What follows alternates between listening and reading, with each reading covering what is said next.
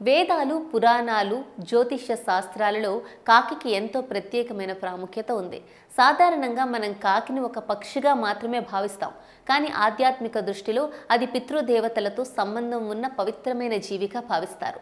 జ్యోతిష్య శాస్త్రం ప్రకారం శనిదేవుడి వాహనం కూడా కాకే. శని కర్మఫలాలను నిర్ణయించే న్యాయాధిపతి. అందుకే కాకిని కర్మఫలాలను సూచించే వ్యక్తిగా కూడా పేర్కొంటారు. పురాతన కాలంలో ఇంట్లో వండిన అన్నంలో కొంత భాగాన్ని కాకి పిండిగా బయట పెట్టడం ఒక సంప్రదాయం. దీనివల్ల పితృదేవతలు తృప్తి చెందుతారని నమ్మకం. కాకి ఆహారం తింటే అది శుభసూచకంగా భావిస్తారు. ఇంకా ఒక విశేషం ఏంటంటే కాకులు ప్రకృతిలో జరిగే ప్రమాదాలను ముందుగానే పసిగట్టగలవని నిపుణులు చెబుతున్నారు. కొన్ని సందర్భాల్లో భూకంపాలు లేదా ప్రకృతి విపత్తులకు ముందు కాకులు అసాధారణంగా అరుస్తూ హెచ్చరిస్తాయని ఉదాహరణలు కూడా ఉన్నాయి.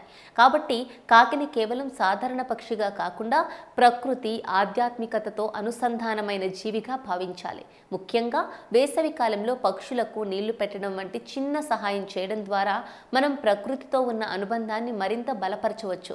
అందుకే కాకిని గౌరవించడం అంటే ప్రకృతిని గౌరవించినట్లే అని పెద్దలు చెబుతారు.